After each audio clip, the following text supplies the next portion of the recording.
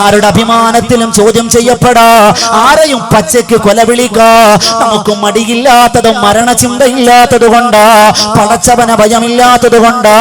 ആളുകൾക്കിടയില് ആരെ കൊന്നിട്ടായാലും വേണ്ടൂല, എനിക്കെന്റെ അഭിമാനമാണ് വലുത്, എനിക്ക് വലിയ ആളായാൽ മതി എന്ന ചിന്തയുള്ളവരാ നമ്മള്. ഒരു ക്യാമറയും കുറച്ച് ഫോളോവേഴ്സും ഉണ്ടെങ്കിൽ ഏതെങ്കിലും ബസ്സിലേക്ക് കയറിയിട്ട്, തിരക്കുള്ള ബസ്സിൽ കയറിയിട്ട് ഒരു ക്യാമറ ഓണാക്കി വെച്ച് ഏതെങ്കിലും മനുഷ്യരെ കൊന്നു കൊലവിളിക്കാൻ ലജ്ജയില്ലാത്ത കാലഘട്ടത്തിലാണ് നമ്മൾ ജീവിച്ചു കൊണ്ടിരിക്കുന്നത്.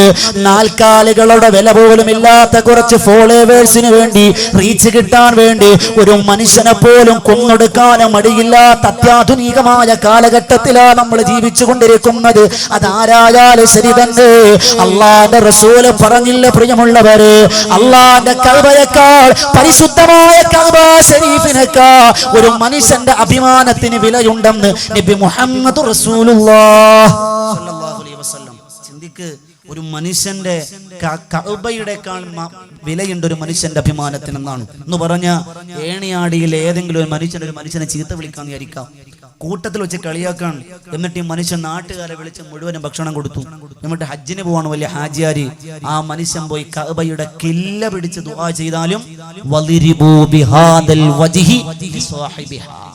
അതവന്റെ മുഖത്തേക്ക് വലിച്ചെറിയപ്പെടുമെന്ന് നബി മുഹമ്മദ് റസൂലുള്ളാഹ്.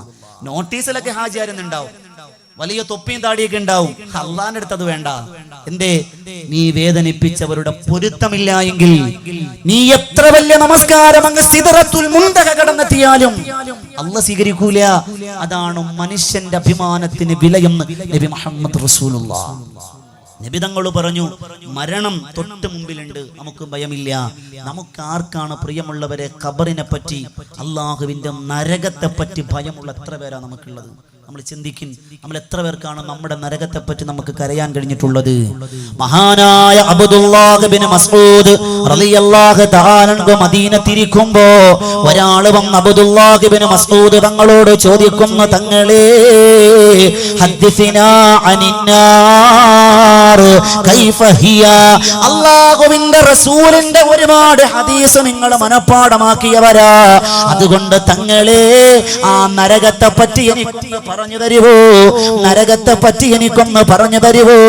അല്ലാഹുവിന്റെ റസൂല് പറയുന്ന സ്വഹാബാ, അബ്ദുല്ലാഹ് ബിൻ മസ്ഊദ് തങ്ങള് ആ മനുഷ്യനോട് പറയുന്ന മറുപടി എന്തെന്നറിയോ? ആ നരകത്തെ പറ്റി ചോദിക്കുമ്പോ, ലൗ റഅയ്തുഹാ ലസവാല ഖൽബുക മിൻ മഖാമിഹി. ആരെങ്കിലും ആ നരകത്തെ ഒന്ന് കണ്ടുപോയാൽ, നരകത്തിന്റെ ഏറ്റവും വലിയ ഭീമത്സകതയെ പറ്റി, നരകത്തിന്റെ ആ ഒരു അവസ്ഥയെ പറ്റി ആരെങ്കിലും അറിഞ്ഞാൽ അവന്റെ ഖൽബ് ഇരിക്കുന്നിടത്ത് ഹൃദയം അവിടെ നിന്നും മാറിപ്പോകുമെന്ന് അല്ലാഹുവിന്റെ റസൂല് പറഞ്ഞു എന്ന് അബ്ദുല്ലാഹ് ബിൻ മസ്ഊദ് റളിയല്ലാഹു തആല അൻഹു പറഞ്ഞു പോയെങ്കിൽ ആ കത്തിയാളുന്ന നരകമാ നമസ്കരിക്കാത്തവർക്ക്, ആ കത്തിയാളുന്ന നരകമാണ് പടച്ചവനെ മറന്നുപോയവർക്ക്, ആ കത്തിയാളുന്ന നരകമാണ് മാതാപിതാക്കളുടെ പൊരുത്തമില്ലാത്തവർക്ക്, ആ കത്തിയാളുന്ന നരകമാണ് ദുനിയാവിന്റെ തൊലിപ്പുറത്ത് പടച്ചവനെ മറന്നുപോയ. അള്ളാഹുവിന്റെ റസൂല് പറഞ്ഞെങ്കിൽ എന്റെ ഏണിയാടിയിലെ പെങ്ങളെ, ആരാ നിങ്ങൾക്ക് ഉറപ്പ് തന്നത്? വാപ്പമാരെ, ആരാ നമുക്ക് ഗ്യാരണ്ടി തന്നത്? ആരാ നമുക്ക് വാറണ്ടി തന്നത്? നിങ്ങൾ തോന്നിയതുപോലെ ജീവിച്ചോ, നിങ്ങൾ ഇഷ്ടമുള്ളതുപോലെ തിന്നു കുടിച്ച് ജീവിച്ചോ, നിങ്ങൾക്ക് സ്വർഗം ഞാൻ തരാമെന്ന് ആർക്കാണ് അല്ലാഹുവിന്റെ റസൂല് വാഗ്ദാനം ചെയ്തത്? ഇല്ല ഇല്ല ഇല്ല ഇല്ല. അതുകൊണ്ട് പ്രിയമുള്ളവരെ, അല്ലാഹുവിനെ ഭയപ്പെട്ട് ജീവിക്കുക, ആ നരകം നമ്മൾ മനസ്സിലാക്കുക, ആ നരകത്തെ തൊട്ട് നമ്മൾ കാവൽ തേടുക.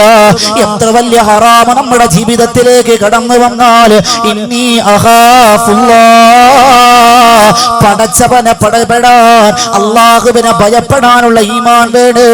ഇസ്ലാമിക് റിപ്പബ്ലിക് രാഷ്ട്രത്തിന്റെ രണ്ടാം ഖലീഫ സയ്യിദുനാ ഉമർ ഇബ്നുൽ ഖത്താബ് റളിയല്ലാഹു തആല അൻഹു കടന്നു വരികയാ. പള്ളിയിലേക്ക് കടന്നു വരുമ്പോ ഒരു ചെറുപ്പക്കാര പള്ളിക്കകത്തിരുന്ന് കരയുകയാ. ഉമർ തങ്ങൾക്ക് വല്ലാത്ത സന്തോഷമായി.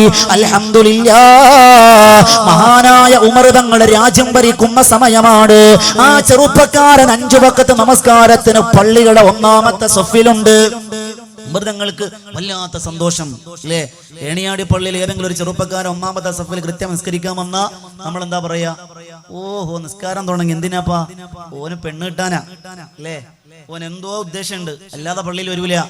പള്ളിയിലെ നോമ്പിന് ആരെങ്കിലും പള്ളിയിൽ റമളാൻ ആദ്യത്തെ ഒന്നാമത്തെ ദിവസം പള്ളിയിൽ നമ്മൾ ചോദിക്കും, കഞ്ഞുടിക്ക് ഇറങ്ങിയതായിരിക്കും അല്ലേ, നമ്മൾ ഓനെ കളിയാക്കലാണ് അല്ലേ. ആരെങ്കിലും പള്ളിയിൽ വന്നാ നമ്മളെക്കാൾ വലിയ നിസ്കാരക്കാരെന്നവർ അറിഞ്ഞാൽ പിന്നെ നമുക്ക് ഇരിക്കപ്പുറത്തി ഉണ്ടാവൂല, നമ്മളിങ്ങനെ കളിയാക്കിക്കൊണ്ടേയിരിക്കും. പാടില്ല. അള്ളാഹുവിന്റെ പള്ളിയിലേക്ക് ആളുകൾ ആനയിക്കപ്പെടണം. പള്ളികളെ കൊഴിഞ്ഞിടക്കാണ്.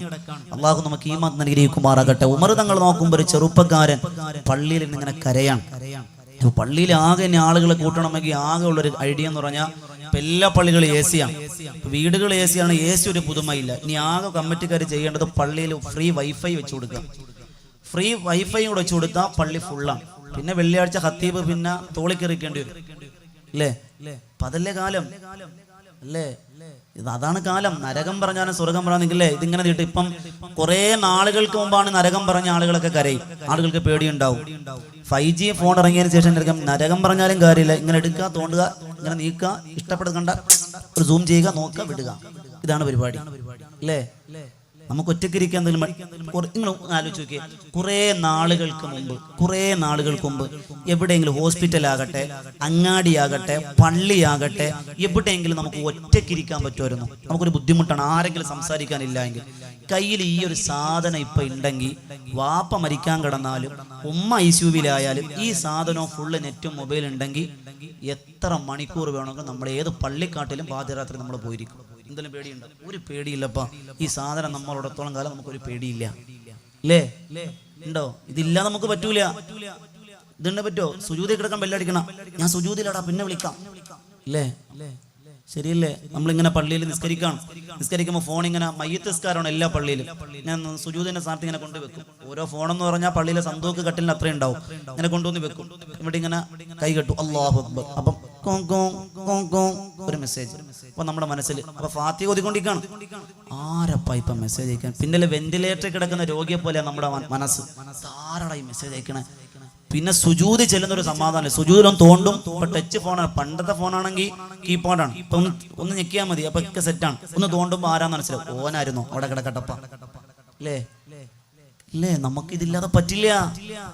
അള്ളാഹു ഈമാൻ. നമ്മുടെയൊക്കെ വീട്ടിൽ ആരെങ്കിലും ക്ലോക്കിൽ സമയം നോക്കുന്നവരുണ്ടപ്പാ?